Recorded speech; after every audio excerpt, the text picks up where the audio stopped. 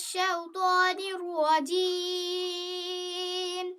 بسم الله الرحمن الرحيم.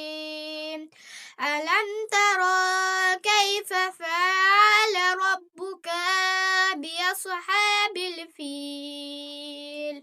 ألم يجعل كيدهم في تجليل وأرسل عليهم طيرا أبابيل ترمهم بحجارة من سجيل فجعلهم كعصف مأكول।